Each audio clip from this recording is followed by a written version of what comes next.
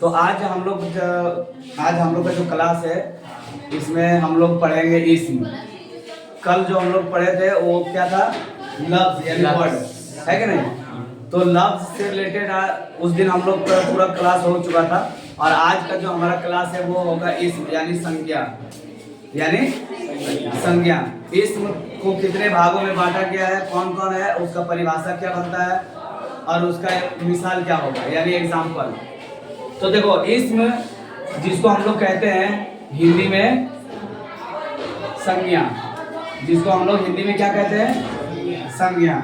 अगर हम उर्दू विभाग में अगर इसको जाके बात करते हैं तो उर्दू में भी इसको 5 भागों में बांटा गया है। उर्दू में भी इसको 5 भाग में बांटा गया है, लेकिन इसमें पहले 2 दिया है मायने के एतबार से, और एक है जात और दूसरा है सिफत। संज्ञा का 2 किस्म यानी इस्म का मायने के एतबार से 2 किस्म, ठीक है। एक है जात और दूसरा है सिफत। अब इसमें जात किसको कहते हैं, जिसमें किसी चीज जगह या शख्स के नाम के साथ उसका जाति का बोध हो।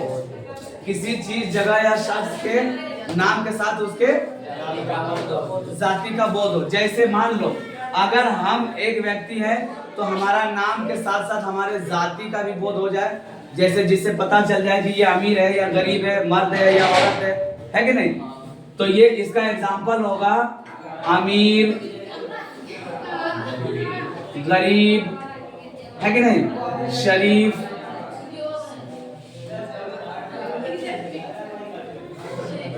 शरीफ नहीं, अमीर और गरीब। अब देखो सिफत क्या है। सिफत कहता है वो इसमें है जिससे किसी चीज जगह या शख्स के बारे में पता चले कि वो चीज कैसी है, यानी उसके बारे में ये मालूम पड़ जाए कि वो चीज कैसा है, उसके अंदर पाए जाने वाली खूबियों का जहां जानकारी मिल जाए वो सिफत कहलाता है। जैसे मान लो नेक, क्या है, नेक, अच्छा, या तो रोशनी,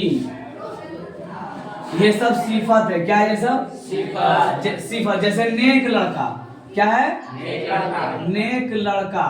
तो नेक लड़का में नेक क्या है, सिफत है। नेक क्या है, सिफत है, यानी वो लड़के के अंदर ये खूबी है कि वो नेक है, अच्छा है। नेक का मतलब अच्छा है, ये खूबी है।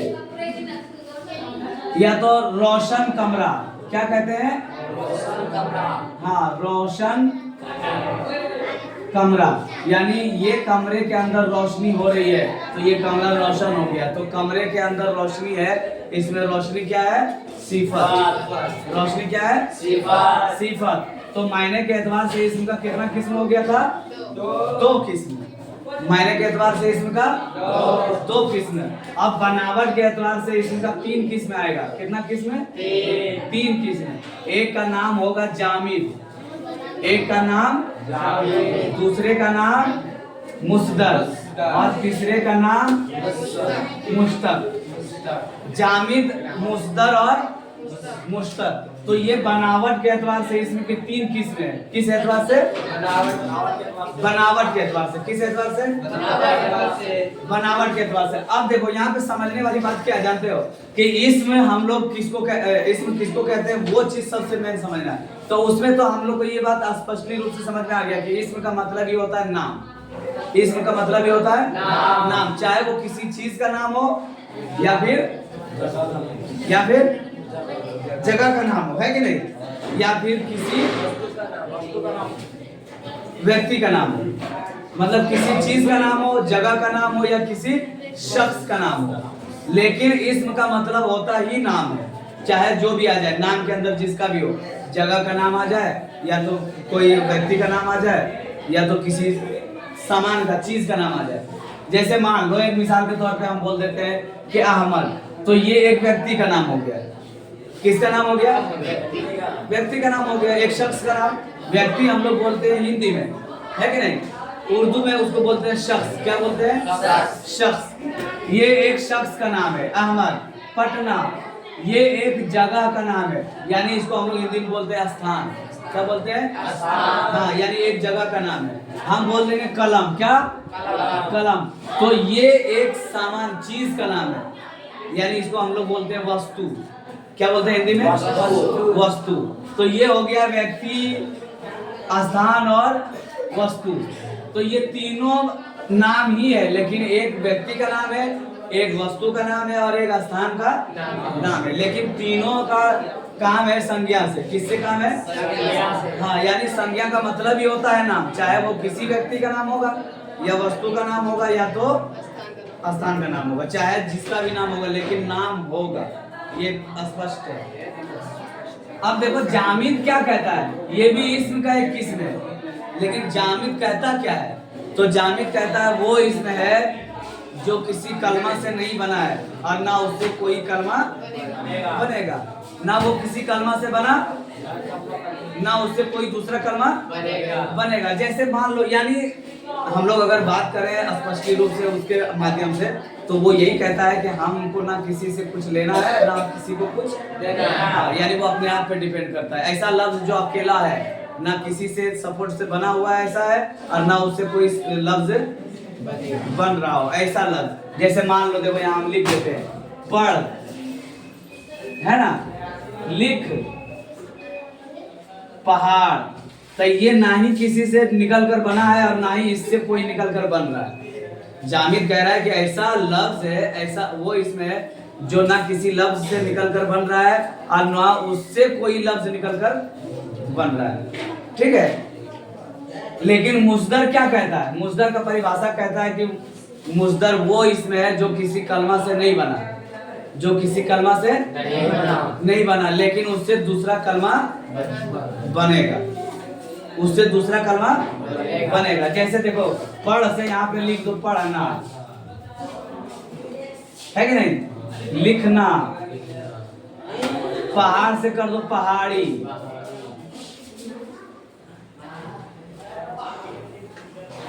पहाड़ से क्या हो गया है? हाँ। अब देखो मुश्तक क्या कहता है? मुश्तक कहता है कि वो इसमें जो मुस्दर से बना है। मुस्दर का परिभाषा, मुश्तक का परिभाषा कहता है कि मुश्तक वो इसमें है जो मुस्दर से बना है। जैसे पढ़ना से पढ़ने वाला, पढ़ना से पढ़ने वाला, पढ़ना से पढ़ने वाला, लिखना से लिखने वाला। हाँ, देखो लिखना से लिखने वाला, ये हो गया है मुश्तक, ये हो गया है मुस्दर और ये हो गया है जामिद। तो जामिद क्या कहा? जो किसी ना किसी कलमा से बना है ना उससे कोई कलमा बनेगा। जबकि मुस्दर कह रहा है कि मैं तो किसी कलमा से नहीं बना, लेकिन हमसे दूसरा कलमा बनेगा। तो यहाँ से पढ़ से ना निकल गया, क्या निकल गया? ना निकला है ना, लेकिन आगे कुछ नहीं आया, लेकिन पीछे ना निकल गया, है कि नहीं? अब जामिद का दो किस्म है। जामिद का कितना किस्म है? दो। तो जामिद को जब दो भाग में बांटा गया तो एक भाग का नाम रखा था नुकरा और दूसरा का नाम रखा था मारूफा।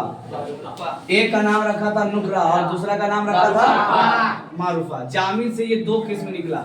अब ये दोनों किस्म का काम क्या है? नुकरा यानी इसमें आम, क्या कहता है इसको हम लोग? इसमें आम, यानी इसको अगर हम दूसरे लैंग्वेज में बात करें तो इसको हम लोग कहते हैं कॉमन नाउन। क्या कहते हैं? हाँ, कॉमन नाउन, ठीक है। ये क्या हो गया है? Common noun. इसमें आम को, और इसमें मारूफा यानी जिसको हम लोग कहते हैं इसमें खास। क्या कहते हैं? इसमें खास, यानी अगर इसको हम इंग्लिश दूसरा लैंग्वेज में बात करें तो ये कहलाएगा प्रॉपर नाउन। क्या कहलाएगा? Proper noun. Proper noun. और कॉमन नाउन और प्रॉपर नाउन का मतलब क्या होता है ये समझना।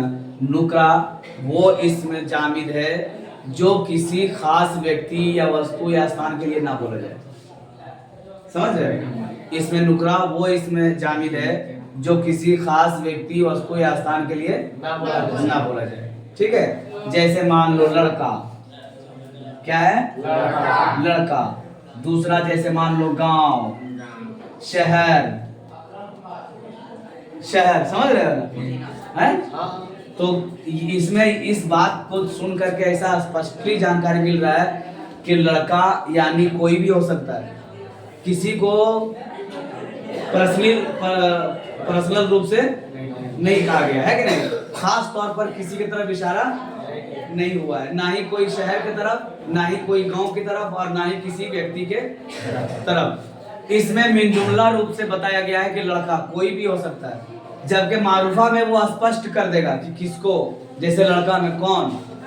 मारूफा कह रहा है कि वो इसमें जामिद है जिसमें किसी खास व्यक्ति, वस्तु या स्थान के लिए बोला जाए, जिसमें किसी खास व्यक्ति या वस्तु यानी किसी खास जगह, चीज या शख्स के लिए बोला जाए। जैसे अहमद, ये एक खास लड़के का नाम है। मुंबई, ये एक खास शहर का नाम है कि नहीं। रजौन, ये एक खास गांव का नाम है। तो जिसमें किसी खास व्यक्ति, वस्तु यानी किसी खास चीज, जगह या शख्स का नाम का जहाँ बोध हो, जानकारी मिले, वो मारूफा कहलाएगा। और नुकरा में जो किसी खास चीज, जगह या शख्स के लिए ना बोला जाएगा। मारूफा का 7 किस्म है। मारूफा का 7 किस्म। देखो यहाँ मारूफा है ना, ये मारूफा है। मारूफा का यहाँ पे देखो 7 किस्म होगा। कितना किस्म है? 7 किस्म। मारूफा का 7 किस्म। नंबर 1,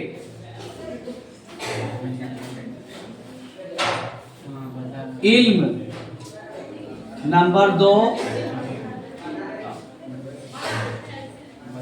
ज़मीर। और नंबर 3, इशारा। नंबर 4, मौसूल।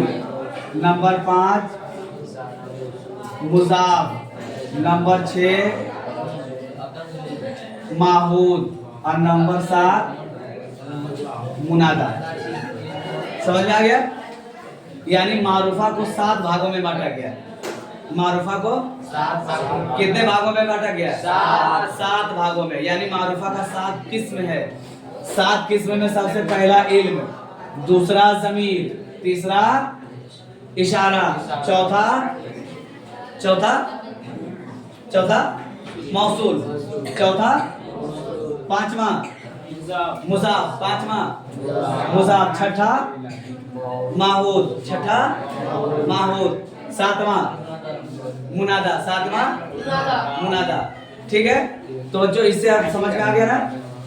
आप देखो ये जो हम अभी बताए हैं मारूफा का 7 किस्म, इसका खुलासा हम लोग कल का क्लास में करेंगे।